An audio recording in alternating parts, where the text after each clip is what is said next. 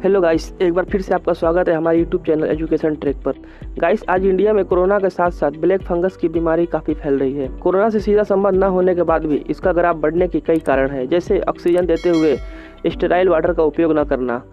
आज लगभग पूरे इंडिया में कोरोना महामारी के साथ साथ ब्लैक फंगस भी कोहराम मचा रहा है। खास तौर पर देखें तो महाराष्ट्र, गुजरात, मध्य प्रदेश और उत्तर प्रदेश में ब्लैक फंगस तेजी से अपना पैर पसार रहा है। कई राज्यों ने तो इसे महामारी घोषित करते हुए इस पर ध्यान देने की बात कही है। ब्लैक फंगस के बारे में कहा जा रहा है कि आमतौर पर कोरोना के दौरान मरीजों को स्टेरॉयड मेडिसिन के ज़्यादा इस्तेमाल से ब्लैक फंगस हो रहा है। अब ये भी सामने आया है कि अस्पतालों में ऑक्सीजन ले रहे मरीजों के इक्विपमेंट यानी कि उपकरण में स्टेराइल वाटर का इस्तेमाल न होना या फिर उपकरणों का शुद्ध न होना भी ब्लैक फंगस की बीमारी की वजह बनता जा रहा है। गाइस, सबसे पहले हम जानते हैं कि ब्लैक फंगस है क्या। देखिए, ब्लैक फंगस संक्रमण कमजोर रोग प्रतिरोधक क्षमता वाले लोगों को होता है, जबकि अब कोरोना के हमले के कारण बहुत से लोग कमजोर हो चुके हैं। इस कारण ये ब्लैक फंगस इन्फेक्शन भी बढ़ता जा रहा है, जबकि पहले बीमारी कीमोथेरेपी, अनियंत्रित शुगर और किसी भी तरह के ट्रांसप्लांट से गुजरने वाले लोगों और बुजुर्गों को ज़्यादा प्रभावित करती थी। गाइस, इसके बाद हम जानेंगे कि ब्लैक फंगस का संक्रमण लोगों में किस तरह से हो रहा है। देखिए, यह बीमारी म्यूकरमाइसाइट नामक फंगस होता है। यह फंगस नाक से होते हुए शरीर के बाकी अंगों तक पहुंचता है।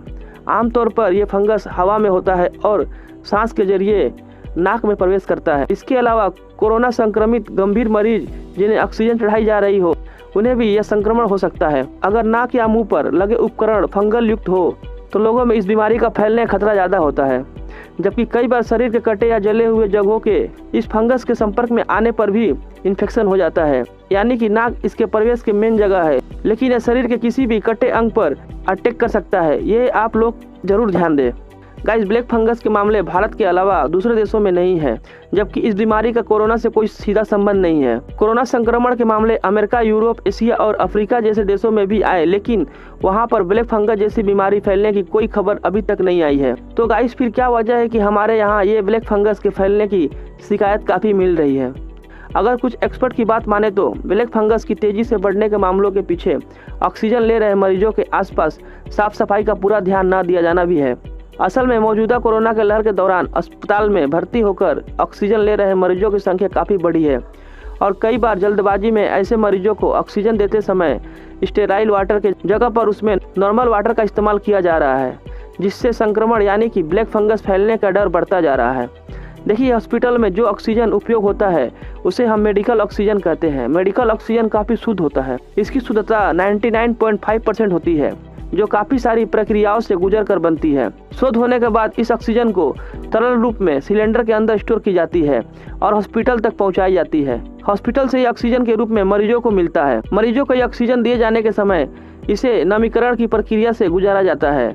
इसके लिए इसे स्टेराइल वाटर से भरे कंटेनर में रखते हैं। देखिए, गौर करने वाली बात यह है कि पानी स्टेराइल ही होना चाहिए, यानी कि किसी भी गंदगी से पानी मुक्त होना चाहिए। अस्पतालों के नियम के अनुसार इस पानी को लगातार बदला भी जाना चाहिए। अगर यह पानी साफ नहीं है या फिर नल से लिया गया हो तो बहुत डर है कि मरीजों को ब्लैक फंगस अपनी गिरफ्त में ले ले।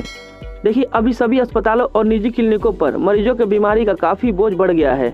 ऐसे में इस बात से इनकार नहीं किया जा सकता कि हॉस्पिटल स्टाफ स्टेराइल वाटर की बजाय नॉर्मल और अशुद्ध पानी का इस्तेमाल इस प्रक्रिया में लगा रहे हो, जबकि इससे ब्लैक फंगस बढ़ने की एक वजह यह भी मानी जा रही है। गाइस, आपको यह भी जानना जरूरी है कि स्टेराइल वाटर क्या होता है। देखिए, स्टेराइल वाटर एक बैक्टीरिया फ्री पानी होता है, यानी किसी भी तरह से बैक्टीरिया या दूसरे जर्म से सेफ होता है। यह पानी खासकर मेडिकल रिसर्च में अहम भूमिका निभाता है। अगर लैब में किसी प्रयोग के दौरान पानी स्टेराइल न हो तो इससे न केवल प्रयोग के रिजल्ट पर असर होता है, बल्कि रिसर्च कर रहे लोगों की सेहत पर भी असर होता है। इसके साथ साथ बच्चों और कमजोर इम्यूनिटी वाले लोगों के लिए भी स्टेराइल वाटर का इस्तेमाल की सलाह डॉक्टर द्वारा दी जाती है और यही कारण है कि हॉस्पिटल में ऑक्सीजन लेते हुए इस बात पर ध्यान देने की बात की जा रही है कि इस प्रक्रिया के दौरान स्टेराइल वाटर का ही इस्तेमाल किया जाए। देखिए, इसके अलावा ब्लैक फंगस के फैलने की एक वजह स्टेरॉयड मेडिसिन का गैर जरूरी या जरूरत से ज़्यादा उपयोग भी कहा जा रहा है। आपको बता दें कि कोरोना के इलाज के दौरान स्टेरॉयड का सेवन केवल और केवल डॉक्टरों की सलाह पर ही ले, खुद से डॉक्टर बनने की कोशिश न करें। कोरोना महामारी में जब भी कोई व्यक्ति संक्रमित होता है तो उसे स्टेरॉयड दिया जाता है, लेकिन स्टेरॉयड देने में जो सावधानी रखनी चाहिए उसका ध्यान नहीं दिया जा रहा है और नतीजा यह होता है कि मरीज ठीक होने की बजाय दूसरी बीमारी की चपेट में आ जा रहे हैं। सही डॉक्टर से बात करने के बाद ही स्टेरॉइड कब और कैसे और कितनी मात्रा में ले। बीमारी की शुरुआत अवस्था में स्टेरॉइड लेने पर उसका उल्टा असर होता है और इससे कोरोना का असर भी कम नहीं होता है। स्टेरॉइड का उपयोग लगातार बुखार, ऑक्सीजन की कमी या 5 से 7 दिनों से अधिक समय तक नाक की सूजन के कारण या बिगड़ती खांसी वाले रोगियों तक ही सीमित होना चाहिए। ज़्यादा स्टेरॉइड लेने के कारण मरीजों की इम्यूनिटी कम हो जाती है। बस यही वो समय है जब ब्लैक फंगस का संक्रमण होने का खतरा होता है। इसके अलावा उन लोगों पर इसका खतरा ज़्यादा रहता है जो डायबिटीज़ या कैंसर के मरीज होते हैं।